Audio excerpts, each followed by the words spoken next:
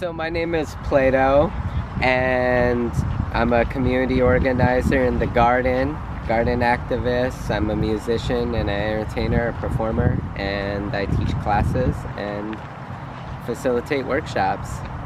Great. So we are starting our 5th year of operation, being a loose-knit collective of people, and the Avant Gardeners really exist as a platform in this community to empower members and to connect members with each other. And so people can come to meetings and communicate what their needs are, what they would like to give. Friendships are formed. We like to use the word farmily, building family around the farm or around the garden. It's not my term, but when we heard that, we were like, that's what we're doing. And when you connect people and they realize they have these shared values of gardening, then they're more likely to help each other out. So it's really about using the garden to build relationships. When we first started, we started as a kind of a breakaway from the Occupy movement, and it started out of this impulse of like, we're tired of marching around the block angry, tired of holding signs. Let's do something that's gonna make the world a better place, but let's have a little bit more concrete change. A change where at the end of the day we can see what we did and see a real difference being made. And so from there the idea was, well, we all need to eat, we all share the earth. The garden seems like a great place to enact change. And when we started digging into this work, it's funny I said digging into this work, we realized that you can affect mental health, you can affect environmental health, you can affect physical health, all in positive ways through this one simple act. So when we started, it was started out as it was a group of friends, a collective of friends, a loose-knit collective of friends that already knew each other. And we were all out there gardening together, and through that, the organization grew because word of mouth started spreading. People were like, oh, Avant Gardeners, that's really awesome.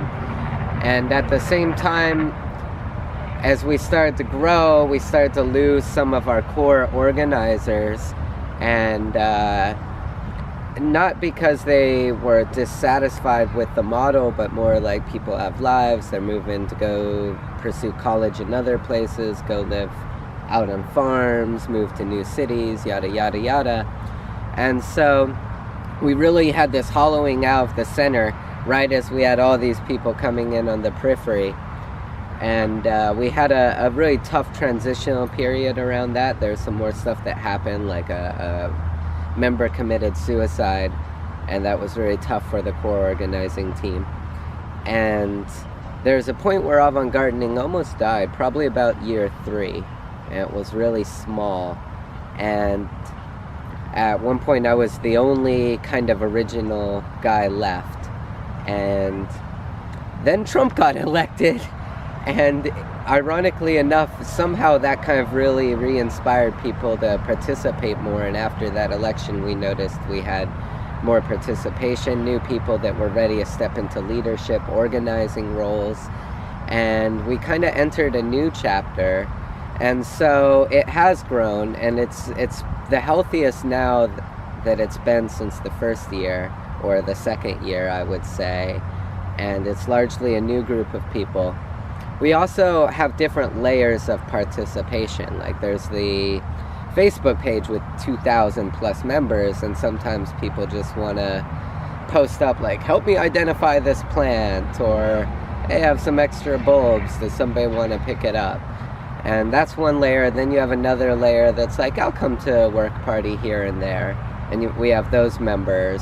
And then we have another layer that's more the heart, where it's people that are like, I want to make projects happen, I want to create this seed sharing bank, or I'm going to give away starts, or I want to teach some workshops. And so, yeah, we have really kind of different levels of participation. Yeah, there's 2 chapters I really like that story aspect. The first chapter, the Genesis chapter, about how we formed, I find that's really powerful. Like right now I'm working on a project called the People's Garden, and one of the things that really attracted me to this project is it's working with college students who are tired of protesting. It reminds me of where my group of friends were 5 years ago, and they're like, okay, we want to start growing food and just like working on feeding each other.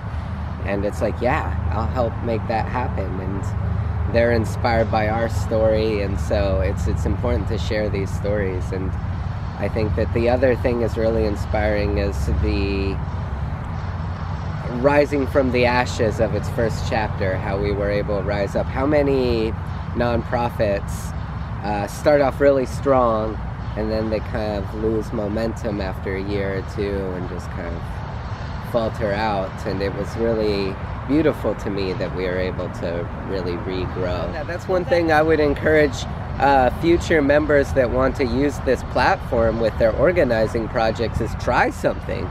If it doesn't work, it's okay, or try something else. And that's been a very key thing for us, is that trial and error process throughout the years. And it's a lot like gardening. You put blueberries in one part of the yard and they don't grow as well, and you go, maybe blueberries aren't meant to go right there, and you try somewhere else. And I think there's so many problems in the world right now, and they're so evident, and we can focus on the problems or we could explore solutions. And so the first step, I'd say, come to a work party, or we hold multiple work parties a month, or come to our monthly meeting. We do a monthly potluck meet and greet during the summer season, just to bring people together, share space together. We really realize that it's all built out of the relationships. And the other thing I'd like to stress is this is a really fun model, and without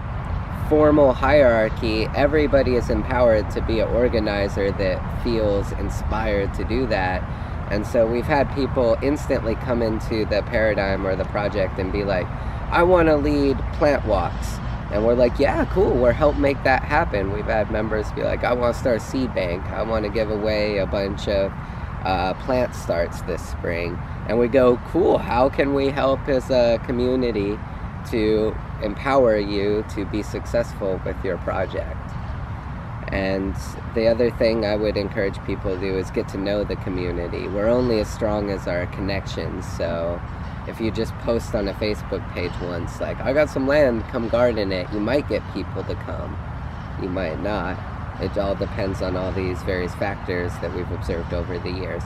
But if you come to some other people's work parties, you form some relationships, and then you're like, come to this project, come participate in this project, and people know you. Like me sitting down with you two right here in this interview, like, helps me get to know you. And if y'all ever made a request, I'd be like, well, I've sat down and talked to Alexander before. Yeah, I think I can make it. Where as if I've never met y'all, I might go, I don't know, maybe, but it's a sunny day. Or I'm a little tired from the work week, I'm gonna stay home. So I hope that it gets to a point where it's a community resource that survives multi-generations. I think about a group like Cascadia Forest Defenders. They've been around for 20 plus years. They've had numerous eras and generations of activist organizers, and sometimes they have 5 active participants. Sometimes they have 40. But the fact of the matter is it's firmly rooted enough in the community that there's always somebody carrying the torch. And so first and foremost, I hope that Avant Gardeners can get to that status, especially since we are informal, like completely at this point anarchist, and that we're not an official 501c3. And so we really rely on that commonality and continuity of participants and these stories. And I'm open to us being an official 501c3 if we have the momentum of people that want to make that happen at some point.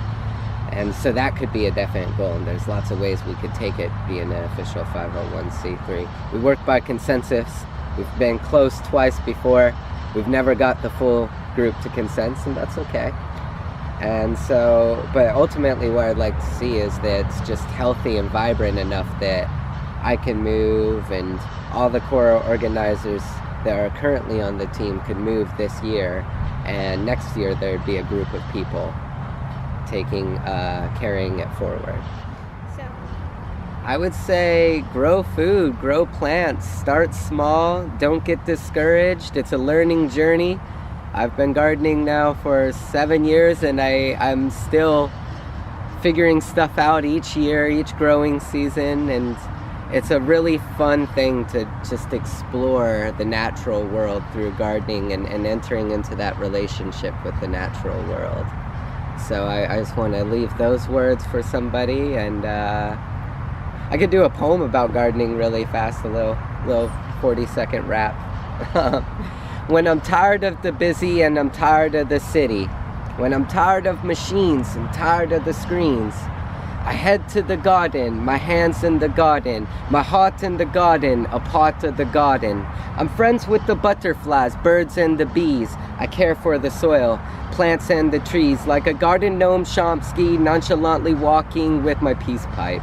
Yeah, I love the ganja. I'm a true gardener who grows some marijuana, but more so, I want you to know I love to grow kale, beans, peas, radishes and cabbages, and even ashwagandha, and I'm all about the barter. So hey yo, I'm Plaedo. I got potatoes if you got tomatoes, and so I spring out.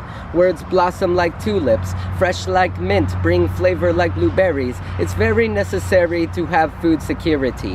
I hope you're hearing me, because I'm inspired. And so if you're tired of the fighting, fussing, the non-productive, the endless discussions, if you're ready to bring the love in, to come in peace and be in goodwill, humble to teach each other our skills, to build a better world, or to survive a zombie apocalypse, or simply to thrive in health as we live, then I invite you to meet me in the garden, to harvest medicine and to grow food.